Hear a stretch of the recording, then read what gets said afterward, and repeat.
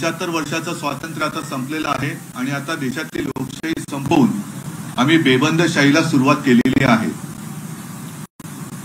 आजपर्यंत आपण अनेक उदाहरणं पाहिलेली आहेत की जिथे सरकारची दादागिरी चाललेली आहे।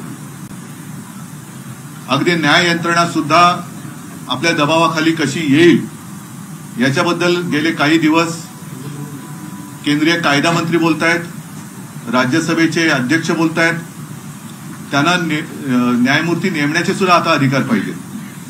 मग असंच जर काही चालू राहिलं तर मी जे मगाशी म्हटलं की देशातली लोकशाही संपलेली आहे, लोकशाहीला भावपूर्ण आदरांजली वाहून आम्ही बेबंदशाहीला सुरुवात करत आहोत, हे बोलण्याचं धाडस तरी सर्व यंत्रणा घेऊन एकट्या लढणाऱ्या पंतप्रधानांनी दाखवला पाहिजे। आजचा हा जो काही निर्णय आहे तो अत्यंत अनपेक्षित आहे, कारण जवळपास 6 महिने ही लढाई सर्वोच्च न्यायालयात सुद्धा सुरू आहे। तिची आता 21 तारखेपासून सलग सुनावणी सुरू होईल आणि मधल्या काळात मी आपल्याशी बोललो होतो की तो निकाल जोपर्यंत लागत नाही तोपर्यंत निवडणूक आयोगाने कोणताही निकाल देऊ नये। पक्ष कोणाचा बरोबर आहे, कोणाच्या बरोबर आहे हे जर का केवळ आणि केवळ निवडून आलेल्या लोकप्रतिनिधींच्या आकड्यांवरती ठरवायला लागलो तर मग मात्र कोणी धनाढ्य माणूस निवडून आलेले आमदार खासदार विकत घेऊन पक्षाचा सर्वेसर्वा होऊ शकतो, देशाचा पंतप्रधान किंवा राज्याचा मुख्यमंत्री सुद्धा होऊ शकतो, हे सुद्धा मी मागे बोललेलो आहे।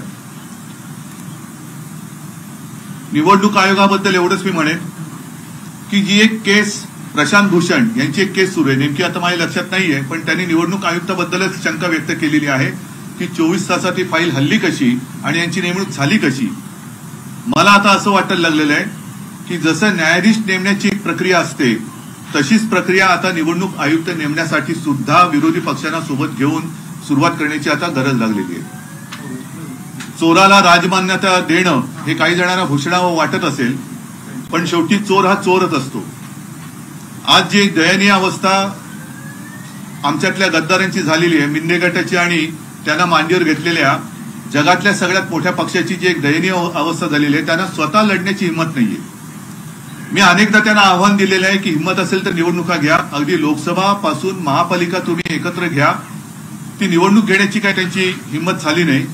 आता मला अशी शक्यता वाटायला लागलेली आहे की ज्या पद्धतीने त्यांनी धनुष्यबाण आणि शिवसेना हे मिंदे गटाला दिलेलं आहे, म्हणजेच असं की कदाचित येत्या महिना 2 महिन्यामध्ये निवडणुका सुद्धा जाहीर होऊ शकतील महापालिकेच्या, कारण त्यांना कोणत्याही परिस्थितीत मुंबई महापालिका जिंकायचे, मुंबईच्या हातामध्ये भिकेचा कटोरा देऊन दिल्लीश्वरांच्या दारात उभी करायचे, ते जे काही त्यांचं स्वप्न आहे ते स्वप्न धनुष्यबाण त्यांना देऊन ते साकार करण्याचा प्रयत्न कदाचित करतील, न सांगावं। कदाचित उद्या आमची मशाल चिन्ह जे आहे चिन्ह ते सुद्धा ते घेतील, पण मशाल आता पेटलेली आहे। जेवढा अन्याय यंत्रणांचा वापर करून तुम्ही आमच्यावरती कराल त्या प्रत्येक अन्यायाचा बदला महाराष्ट्रातली जनता घेतल्याशिवाय राहणार नाही याची मला खात्री आहे। ठीक आहे, आजच्या पुरतं तरी त्यांनी धनुष्यबाण चोरलेलं आहे, ते धनुष्यबाण कागदावरचं आहे, पण जे दुसरं खरं धनुष्यबाण आहे ते आजही माझ्याकडे आणि ते कायम तर माझ्याकडे राहणार आहे, ते तुम्हाला मी आता दाखवतोय। एकूण काय की अनेकांना असं वाटलं असेल की आता शिवसेना संपली, शिवसेना ही अशी लेचीपेची नाहीये। आजपर्यंत पहिल्या दिवसापासून तेव्हा सुद्धा आमच्याकडे एक निशाणी नव्हती। हा धनुष्यबाण ज्याचा उल्लेख मी वारंवार करतो तोच हा धनुष्यबाण आहे, त्याच्यावरती कुंकू सुद्धा आपण पाहू शकता। हा शिवसेना प्रमुखांच्या देवाऱ्यातला आज सुद्धा आमच्या पूजेत असलेला धनुष्यबाण आहे आणि याची पूजा ही माननीय शिवसेना प्रमुखांनी स्वतःच्या हाताने केलेली आहे। या धनुष्यबाणाचं तेज, ती जी काय शक्ती आहे ती यांना दाखवल्याशिवाय राहणार नाही याची मला खात्री आहे, मला विश्वास आहे। आणि हा जो धनुष्यबाण आहे तो आमच्या पूजेमधला आहे, तो पूजेतच राहणार, तो पूजेतच राहणार। ठीक आहे, त्यावेळेला सुद्धा जी काही लढाई झाली असेल, रावणाकडे पण धनुष्यबाण असेल, रामाकडे पण असेल, पण शेवटी विजय हा जसा रामायणामध्ये रामाचा झाला आणि 100 कौरव एकत्र आले म्हणून काय पांडव हरले नव्हते, सत्याचा विजय नेहमी होत आलेला आहे आणि सत्याचाच विजय हा आता आपल्याला सर्वसामान्य नागरिकांना आणि मी तमाम अन्यायाविरुद्ध जे पेटून उठलेले आहेत की अनेकांना हे मान्य नाहीये, हा अन्याय जो काही झालेला आहे, अत्याचार होतोय, लोकशाहीवरती अत्याचार होतोय. मी मागे एकदा असं म्हटलं होतं की हा छत्रपतीचा महाराष्ट्र आहे, अंध धृतराष्ट्र नाहीये. तो आपल्या डोळ्यासमोर लोकशाहीचं असं वस्त्रहरण कदापि खपून घेणार नाही. या निर्णयाच्या विरुद्ध आम्ही सर्वोच्च न्यायालयात तर जाणारच आहोत. आम्हाला खात्री आहे की सर्वोच्च न्यायालयामध्ये ह्याचा निकाल लागेलच. आणि दुसरी जी अपात्रतेची केस ही तिथे चालू आहे, त्याच्यामध्ये सुद्धा जर घटना मानून निर्णय लागला तर अनेक घटना तज्ञांनी सांगितलेले की निर्णय काय लागणार, 16 जण हे अपात्र होणार म्हणजे होणारच असं घटना तज्ञांचं मत आहे. हे मी आपल्याशी बोलताना मला आणखीन एका गोष्टीची आठवण करून द्यायची की गेले काही दिवस काही लोक म्हणजे त्याच्यात एक केंद्रीय लघु सूक्ष्म का असेना पण केंद्रीय मंत्री आहेत, त्यांनी सांगितलं होतं आपल्याला की द्या ब्रेकिंग न्यूज, धनुष्यबाण यांनाच मिळणार. हे कसं काय? म्हणजे हा काही ठरवलेला कट आहे का? कट होत आहे तर दिसतंय, कटकारस्थान होत आहे तर दिसतंय, पण या कटामध्ये केवढ्या पातळीवरची लोक सामील झालेली आहेत हे सुद्धा आता जनतेला कळायला लागलेलं आहे. कारण आपले राज्याचे उपमुख्यमंत्री सुद्धा मध्ये म्हणाले होते की हे धनुष्यबाण यांनाच मिळणार, केंद्रीय मंत्री म्हणतात धनुष्यबाण यांनाच मिळणार, आणि आज धनुष्यबाण त्यांनाच दिलं गेलं. हे धनुष्यबाण पुन्हा एकदा सांगतो, असं ओरबाडून तुम्ही घ्यायचा प्रयत्न केला तरी ते तुम्ही ओरबाडून घेऊ शकणार नाही. कारण हे शिवसेनेचं धनुष्यबाण शिवसेना प्रमुखांच्या पूजेतलं आहे. तुम्ही आतापुरतं तुम्हाला वाटत असेल, आता तिकडे जल्लोष चालला असेल, आपली चोरी पचली म्हणून चोरांना आनंद झाला असेल. शेवटी चोर तो चोर असतो, ज्याला स्वतः करण्याची काही मर्दानगी नसते तो नामर्दच अशी चोरी करू शकतो. म्हणून नामर्द किती जरी मातला तरी तो मर्द होऊ शकत नाही, हे सत्य आहे. त्याच्यामुळे आम्ही जोपर्यंत सुप्रीम कोर्टात जात नाही, कारण आता आज शुक्रवार आहे, लवकरात लवकर आम्ही जाणार, तोपर्यंत त्यांना धनुष्यबाणाचे पेढे खाऊ द्या, धनुष्यबाण त्यांनी चोरल्याचा आनंद त्यांना मिळू द्या. शेवटी चोर बाजारालाच जर का मान्यता मिळणार असेल तर मग बाकीच्या बाजाराला काहीच अर्थ राहत नाहीये. एकूणच सगळे बाजार गुणगे म्हणजेच लोकशाही हे आपल्या देशाला परवडणारं नाहीये. म्हणून पुन्हा एकदा सांगतो की शिवसैनिकांनो, शिवसेना प्रेमीनो, कुठेही खचू नका. मी तर कुठे खचलेलं नाहीये. मी पहिल्या दिवशी सुद्धा सांगितलं होतं की ही लढाई आता शेवटपर्यंत आपल्याला लढावीच लागेल आणि विजय आपलाच होणार. फक्त हिंमत सोडू नका, जिद्द खचून देऊ नका. बस मैदानात उतरलोय, आता विजयाशिवाय माघारी परतायचं नाही, एवढंच मी सगळ्यांना आवाहन करतो. बाकी आणखीन मला जे काही बोलायचं असेल ते येत्या 1-2 दिवसामध्ये मी वाटलं तर पुन्हा बोलेन. पण तूर्त मला असं वाटतं ही चोरी त्यांना काही काळ पचली अशी वाटत असेल, पण ही चोरी त्यांना पचणार नाहीये. परत सांगतो की त्यांना शिवसेना प्रमुखांचा फोटो चोरावा लागतोय, त्यांना शिवसेना हे नाव चोरावं लागलंय, त्यांना शिवसेनेचं धनुष्यबाण चोरावं लागलेलं आहे. असे चोर कधीही मर्दानगी गाजू शकत नाहीत. म्हणून हे नामर्दानो, तुम्हाला ही चोरी पचली अशी वाटत असेल तरी ती तशी पचणारी नाही, एवढं लक्षात ठेवा. आणि जनता याचा पुरेपूर बदला कोणत्याही येणाऱ्या निवडणुकीत घेतल्याशिवाय राहणार नाही. आज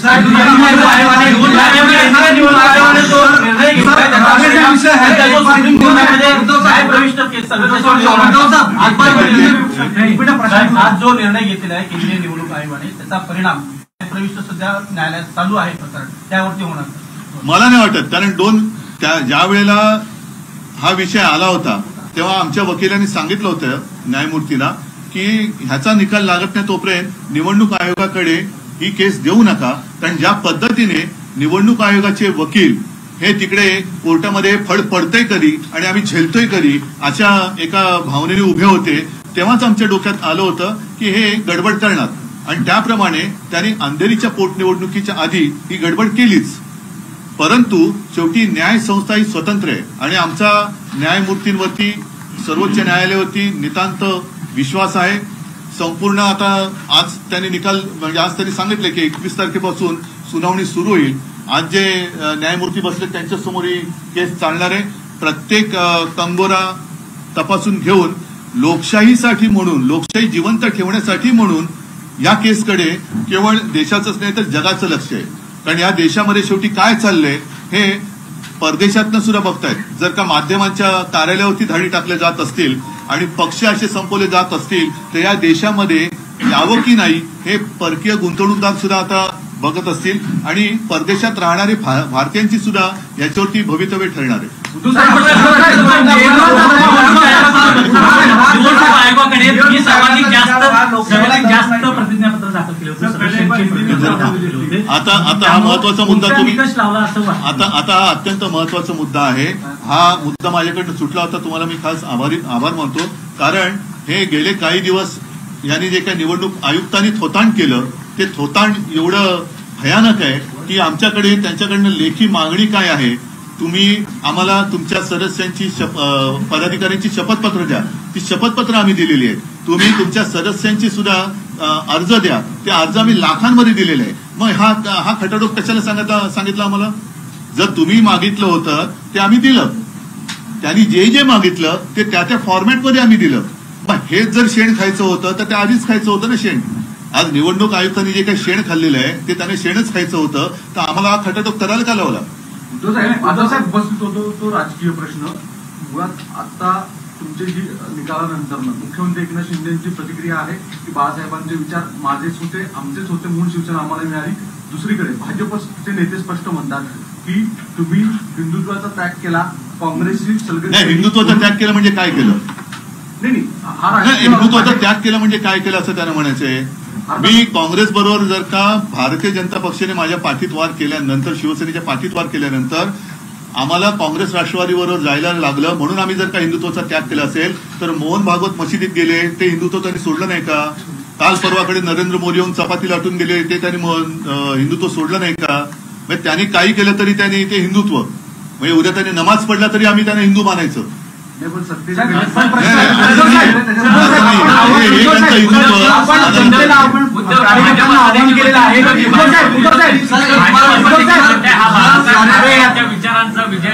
बाळासाहेब ठाकरेंचा विजय हा बाळासाहेब ठाकरेंचे विचार त्यांना कधी कळलेच नाही. कारण बाळासाहेब ठाकरेंनी कधी कोणाचे गुलाम व्हा हा विचार कधीच दिला नव्हता. अन्यायाची लढा, अन्यायाला लाथ मारा, आणि ती लाथ मी त्यावेळेला मारली.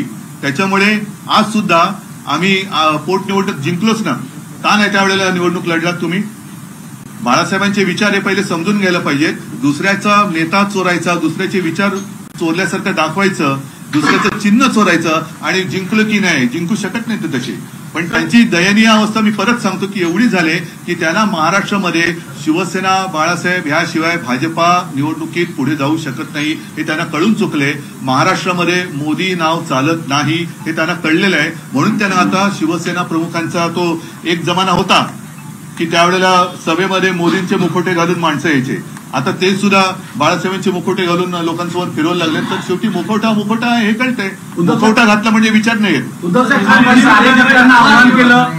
हा जो प्रश्न आहे आपल्यावर, जो आता हा जो निर्णय गेला आपल्या विरुद्ध, ही वेळ आहे की सर्व विरोधी पक्षांनी एकत्रित येऊन, कारण आज तुमच्यावरही पाळी आली आहे, इतर विरोधकांवरती अशा प्रकारचा तसंच तुमच्यावरती पण पाळी येऊ शकते. कारण बीबीसीच्या कार्यालयावरती धाडी पडल्या आहेत. तुम्ही सुद्धा एकत्र आलं पाहिजे. नाही, विरोधी पक्ष म्हणून एकत्र आलं पाहिजे, पण विरोधीच का?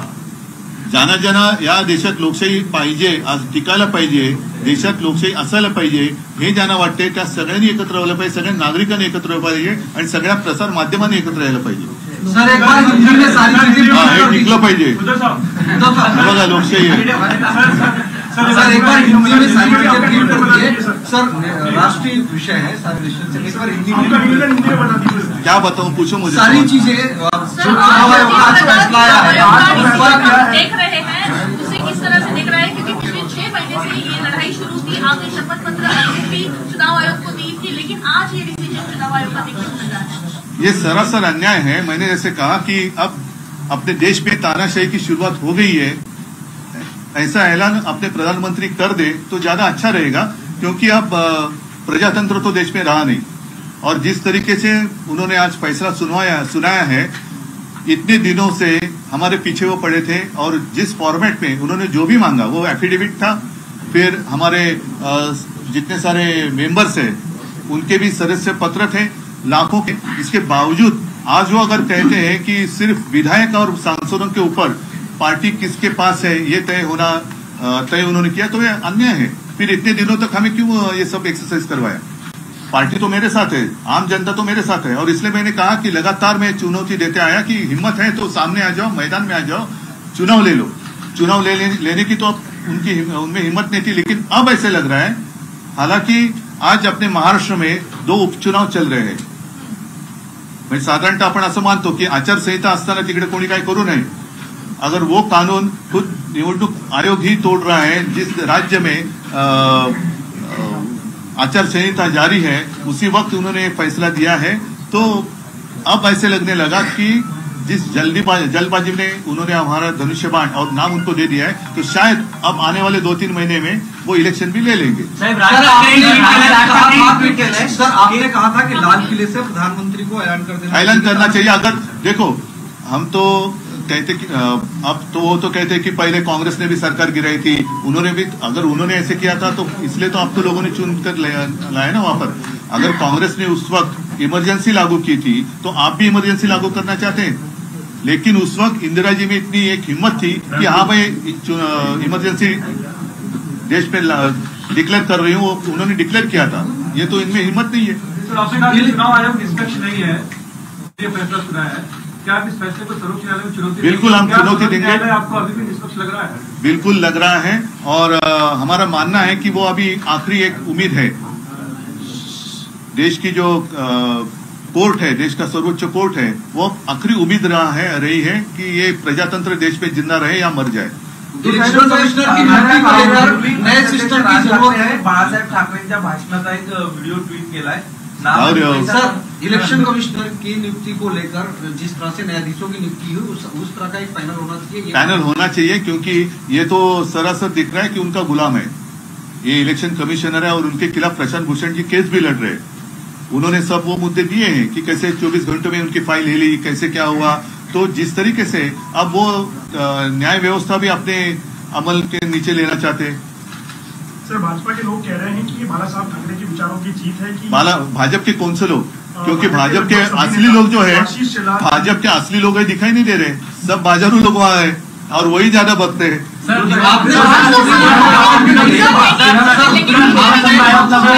आपने पीएम को टारगेट करके एक बात कही। पीएम को टारगेट नहीं मैंने किया, क्योंकि आप तो पीएम हैं, और अगर वो इसमें दखल अंदाजी देते तो ऐसे ये खुलेआम प्रजातंत्र की हत्या नहीं होती।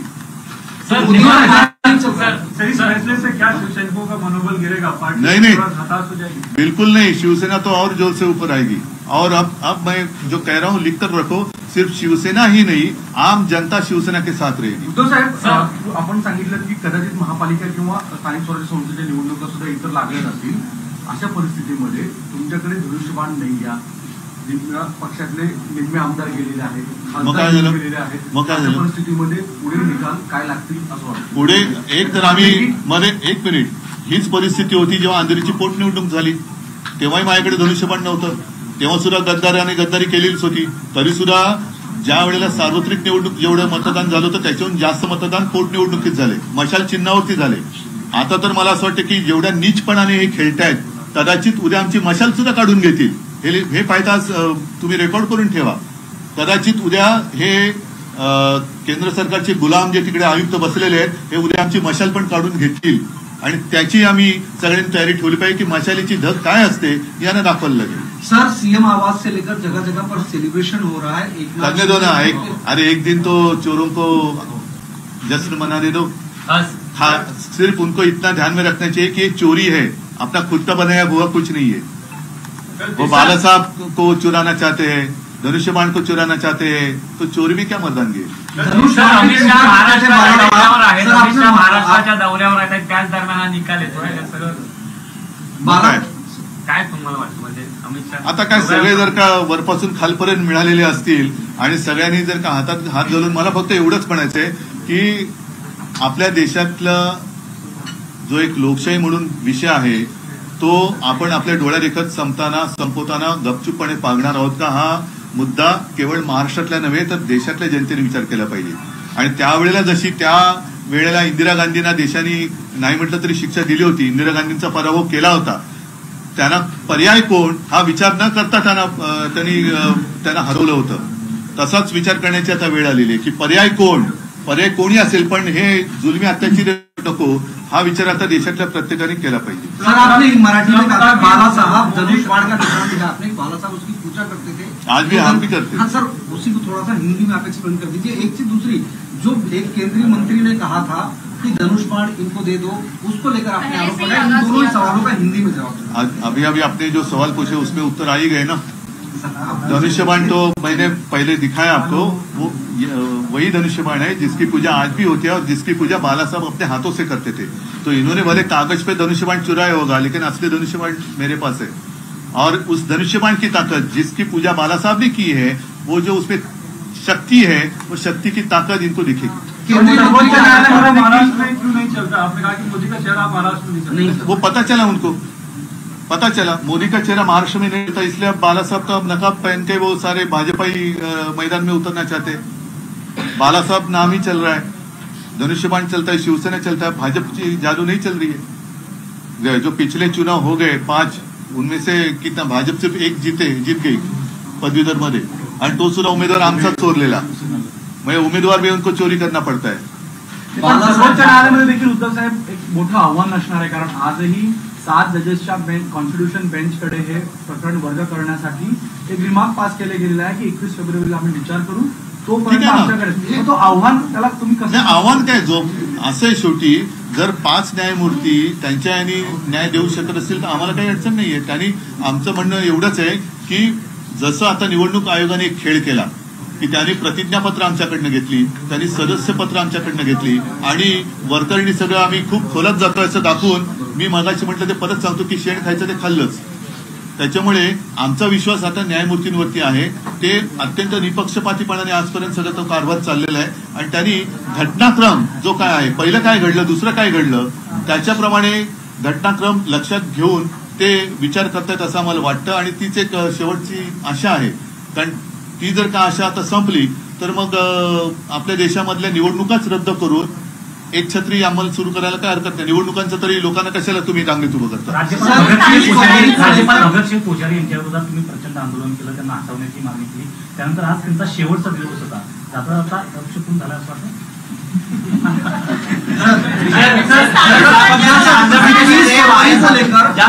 आंध्र प्रदेशमध्ये वायएसआर काँग्रेसने बाउन्स बॅक केलं जगनमोहन रेड्डीने, त्या पद्धतीनं आता होणार ना, होणार, नक्कीच होणार, नक्कीच होणार. म्हणून मी सांगितलं ना की तुम्हाला लक्षात असेल की जेवढी जेवढी शिवसैनिक मला भेटतात त्यांना मी सांगितलं की मी 19 जून 1966च्या मानसिकतेत आहेत. ज्या वेळेला शिवसेना प्रमुखांनी शिवसेनेची सुरुवात केली तेव्हा तर आमदार खासदार काही नगरसेवक पण नव्हते, पण त्याच्यानंतरच्या निवडणुकीपासून जो शिवसेनेचा इतिहास आहे तो बघता तुम्ही. अनेकांना शिवसेनेने मोठं केलं. आता काय झालेलं आहे, शिवसेना प्रमुखांनी आणि शिवसेनेनी जेवढं काही देता येणं शक्य होतं ते देण्याचा प्रयत्न केला, पण ही जी माणसं ज्यांनी सगळं काही घेतलं त्यांनी सगळं घेण्याचं काम केलं, पण मनाचा मोठेपणा त्यांच्यात आलाच नाही, कारण मनाचा मोठेपणा हा देता येत नाही. सर 21 फरवरी को लेकर कितना आशान्वित है और 21 फरवरी को जो फैसला आने वाला है? 21 फरवरी को फैसला नहीं आने वाला. शिवसेना का नाम भी गया, चुनाव चिन्ह भी चला गया, चला कैसे गया? अब तो हम जाएंगे ना कोर्ट में, अदालत है ना. संस्थांच्या निवडणूक आता लवकर जाहीर होतील असं वाटतं का? हो, नक्की वाटतं, कारण त्याच्यासाठी त्यांनी हा निकाल ठरवून दिलेला आहे आणि ठरवून निकाल दिल्यानंतर अगदी 2-5 दिवसामध्ये जर का 227, 236चा निकाल लागून सुद्धा निवडणुका महापालिकेच्या लागल्या तरी मला नवल नाही वाटतं. तुम्ही कसं सामोरे जाणार? कारण आम्ही मर्दासारखे सामोरे जाणार. सर आने वाला समय सर किस तरह से आप अपनी लड़ाई लड़ेंगे, क्योंकि बहुत सारे नेता जो छोड़कर गए कहीं ना कहीं उनकी भी नेता गए, लेकिन जिन्होंने उनको नेता बनाया वो मेरे साथ है. आम शिवसैनिक और आम जनता मेरे साथ है. तो नेता चले गए होंगे, जिन्होंने उनको नेता बनाया, वैसे नेता बनाने वाली शक्ती मेरे पास है. सर निवडणूक आयोग असं देखील म्हणताय तुम्ही छुप्या पद्धतीने घटनेमध्ये बदल केलेला आहे, ते राजकीय पक्षाला साजेस आहे. काय छुप्या पद्धतीने अनिल? जेव्हा दिल्ली तेव्हा का नाही बोलले? जेव्हा आम्ही याच्याबद्दलचे सगळे एव्हिडन्सेस सीडी सुद्धा इलेक्शन कमिशनला दिलेली आहे, कशी निवडणूक प्रक्रिया पार पडली तुम्हाला सुद्धा मीडियाला देतो, तुम्ही दाखवा. ते असं म्हणतात की 2018 नंतर तुम्ही बदललेली घटना त्यांच्यापर्यंत दिलीच नाही.